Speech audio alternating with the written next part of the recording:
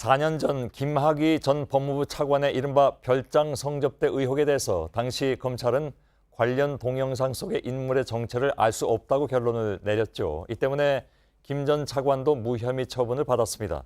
그런데 이 사건을 다시 보고 있는 검찰 과거사위 진상조사단이 별장 동영상을 대검찰청 디지털 포렌식 센터에 맡겨서 화질을 개선한 것으로 확인됐습니다. 동영상 속의 남성의 정체가 이젠 밝혀지게 될지 주목됩니다. 임지수 기자의 보도입니다. 김학의 전 차관이 건설업자 윤모 씨로부터 성접대를 받았다는 의혹이 처음 제기된 건 2013년입니다.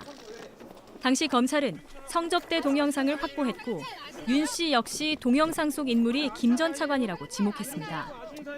윤 씨가 촬영자는 자신이 아니지만 영상이 찍힌 곳은 자신의 별장이며 영상 속 남성은 김 전 차관으로 생각한다고 검찰에 진술했던 겁니다. 하지만 검찰은 영상 속 남성을 특정할 수 없다고 결론 내리며 김 전 차관에 대해 무혐의 처분을 내렸습니다. 이듬해인 2014년, 이번에는 김 전 차관에게 성관계를 강요받았고 동영상 속 여성이 자신이라고 주장하는 A씨가 직접 김 전 차관을 고소했습니다.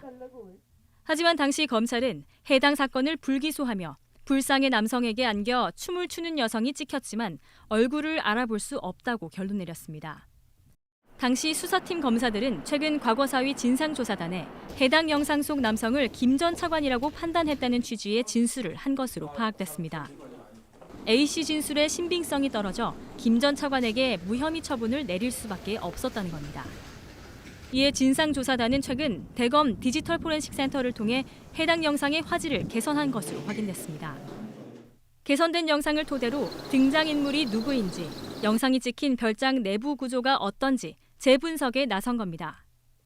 이를 통해 당시 수사팀을 다시 불러 김 전 차관을 불상의 남성으로 결론짓고 불기소한 배경도 확인하겠다는 입장입니다.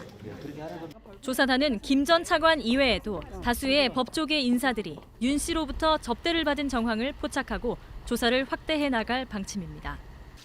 JTBC 임지수입니다. 형제 복지원 사건, 고 장자연 씨 사건, 김학의 전 법무부 차관의 별장 성접대 의혹 사건. 과거 검찰 수사를 놓고 과연 제대로 수사를 한 건지 논란이 됐던 사건들입니다. 진상규명을 위해서 출범한 것이 바로 대검 과거사 진상조사단이었죠. 변호사와 교수 등을 중심으로 해서 팀을 구성하고 외부에는 구성원도 공개하지 않았습니다. 그런데 조사단원 일부가 오늘 공개적으로 모습을 드러내고 조사 과정에서 검사들의 외압이 있었다고 주장했습니다. 이들은 법무부와 대검 그리고 과거사위원회에 조사의 독립을 보장하고 기간도 연장해달라고 촉구했습니다. 이지혜 기자입니다. 외압을 행사하고 있다고 조사 단원들 중 일부가 심각하게 느끼고 있습니다. 대검 과거사 진상조사단 총괄팀장인 김영희 변호사는 오늘 일부 조사단원의 공동 명의로 단원들이 전현직 검사의 외압을 받고 있다고 주장했습니다. 특히 일부 사건의 경우에는 조사단을 상대로 민형사 조치를 운운한 것에 대해서 압박을 느끼고 그러면서 이런 외압은 총장에 대한 항명이라고 했습니다. 검찰총장에 대한 항명이고 검찰 개혁을 원하는 국민적 기대에 대한 배반이라고 이어서 문무일 총장의 단호한 조치를 요구했습니다. 조사단에 따르면 일부 사건은 보고서 작성을 중단하는 일까지 벌어졌다고 합니다. 또 조사단 활동을 보고받는 법무부 과거사위원회의 위원들 역시 비협조적이었다고 주장했습니다.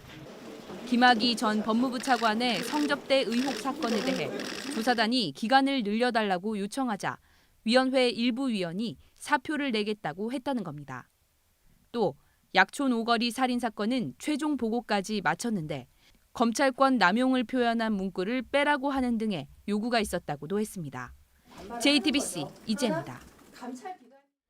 오늘 기자회견을 한 김영희 변호사가 지금 제 옆에 나와 계십니다. 대검 과거사 진상조사단은 단장은 따로 없습니다. 그리고 6개 팀별로 이제 활동을 하는데 오늘 나와주신 그리고 기자회견을 직접 한 김영희 변호사는 총괄팀장 역할을 맡고 있기도 합니다. 당초 내일 문무일 검찰총장을 만나서 조사단의 입장을 전할 예정이었는데 기자회견 이후에 상황의 변화가 생겼다는 얘기도 있어서 어떤 얘기인지 직접 좀 들어보도록 하겠습니다. 김 변호사님. 네, 예. 안녕하세요. 검찰이 뭐 조사 활동을 하는데 좀 뭐랄까요? 불편했던 점이 있었을까요? 왜 그랬을까요? 사실 지금 검찰 과거사 조사는 사실 우리나라 역사상 처음으로 그렇죠. 검찰의 과거를 돌아보고 적폐를 청산할 수 있으면 하는 그런 중요한 일인데 예. 조사 대상인 검사들 중에 일부가 오히려 조사 기관인 저희 조사단에 대해서 외압을 행사했다고 느끼는 단원들이 많아서 아, 그런가요? 문제가 됐습니다. 구체적으로 어떤 걸까요? 예를 들어서 조사단한테 팀원들한테 전화를 해서 굉장히 뭐 그 압박성 발언을 한다든지 예. 아니면 유형의 여러 가지 형태로 압박을 가한 걸로 알려져 있는데 예를 들면 뭐 법적인 조치를 취하겠다고 하면서 협박을 당했다고 느끼는 단원들도 있고 예. 어쨌든 중요한 것은 그 문제를 느낀 단원들이 이 조사단을 그만두겠다 활동을 그러니까 저희 조사를 하고 보고서를 써야 되는데 예. 그걸 그만하겠다라고 한 것을 가장 심각하게 받아들이고 있습니다. 그게 뭐 초기 단계부터였습니까? 아니면 최근 들어서 있었던 일입니까? 아무래도 당시 수사검사들은 특히 현직에 계신 분들은 초기보다는 중반에 이후에 좀 주로 그렇군요. 그렇게 조사를 하는데 최근 그동안 이 문제가 쌓여오다가 그게 드러난 게 최근의 일입니다. 예. 근데 그 조사 대상자가 조사 과정에서 민형사상 법적 조치를 취하겠다고 말을 하는 것이 그건 뭐 외압이라고 볼 수 있느냐라는 반론도 있긴 있는데 글쎄 외압이라고 느낄 수도 있을 법하긴 합니다. 그런 의견 개진은 할 수 있는데 예. 제가 그 해당 팀이 아니어서 모르겠지만 단순히 그런 발언뿐만 아니라 예. 전달되지 않은 더 많은 일이 있었기 때문에 그 해당 팀에 한두 명도 아니고 여러 명이 한꺼번에 예. 그리고 보고서 아직 작성이 덜 됐는데도 불구하고 예. 사실 그 사건이 굉장히 중요한 사건입니다. 근데 굉장히 조사에 차질이 왔고 더 이상 못하겠다고 한 걸 보면 예. 단순히 그냥 고소를 하겠다는 말 때문에 그만둔 것 같지는 않습니다. 그런가요? 네, 그렇게 말씀하시면 당연히 이렇게 질문이 나갈 수밖에 없는데 그게 어느 팀입니까? 제가 그거는 해당 팀을 특정하면 사건이 특정이 되고 그렇겠죠. 예, 또 관련해서 또 잡음이 많기 때문에 예. 제가 그 정도는 죄송한데 양해를 해주시면 알겠습니다. 감사하겠습니다. 근데 그렇게 말씀하셔도 그 대상이 되는 사건이 그렇게 아주 많지는 않기 때문에 네, 근데 사실 따지고 보면 하나하나가 다 중요한 사건이기 때문에 네, 네. 어, 다 중요한 사건입니다. 예, 예. 예, 중요한 사건이고 반드시 다 규명이 돼야 되고 검찰이 과거에 공권력을 얼마나 남용해서 무고한 사람을 죽게도 만들고 예. 또 죄가 있는 사람을 봐주게 했는지가 다 드러나야 되는데 예. 그 중에 한 사건을 이렇게 오죽했으면 조사단이 중간에 못하겠다는 말이 나오게 됐나 예. 심각하게 검찰과 그 법무부가 조사를 예. 해줬으면 하는 마음입니다. 그러니까 그렇게 말씀하시니까 이제 미뤄 짐작할 수밖에 없는 그런 상황이 되긴 했는데 일단 알겠습니다. 그걸 뭐 말씀하시긴 굉장히 어려운 그런 상황인 것 같아서 제가 또 해당 팀도 아니고 해서 예, 예, 좀 조심스러운 면이 많습니다. 알겠습니다. 처음에 시작하실 때 이런 상황을 예측하지 못하셨나요? 이 정도는 예상을 못했고요. 다만 이게 수사가 아니고 저희는 조사입니다. 예. 그래서 검찰총장도 이거는 현직 검사들에 대해서는 감찰이다. 예, 총장이 감찰권이 있습니다. 그래서 감찰에 준하는 정도로 조사를 하면 된다라고 말을 했는데 예, 그리고 또 총장이 당시에 검찰 내부망에 우리 조사에 협조하라고 그런 얘기도 올렸다고 하는데 예, 오히려 저는 협조에 응할 사람이 있겠는가 하는 의문은 들었습니다. 예. 이게 강제성이 없는데 총장부터가 협조해달라는 말 정도로 과연 검사들이 자기의 잘못을 낱낱이 밝힐 것인가 예. 기대하기 어렵다라는 한계는 처음부터 느끼고 있었지만 이번 일은 그중에서도 가장 심각한 일이다 이렇게 받아들이고 있습니다. 알겠습니다. 기한을 연장해 달라고 요청하셨잖아요. 특별히 어떤 사건들 때문에 기한 연장을 요청하시는 겁니까?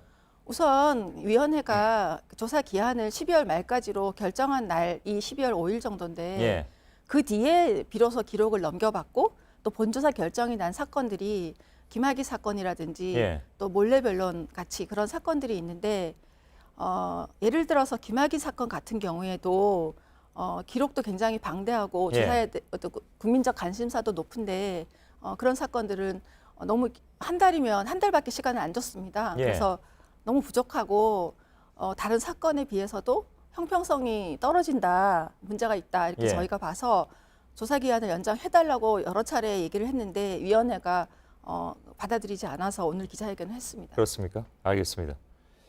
한 가지 새로운 상황에 대한 질문입니다.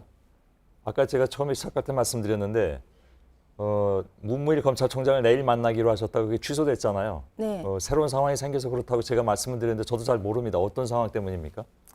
사실 어제 저희 조사 단원들한테 내일 총장이 2시쯤 그 동부지검에 2시에 방문할 예정이니 참석 바란다는 문자를 받았는데 갑자기 오늘 기자회견을 하고 오후에 내일 방문이 어쨌든 뭐 추후하겠다라는 연락이 왔는데 예.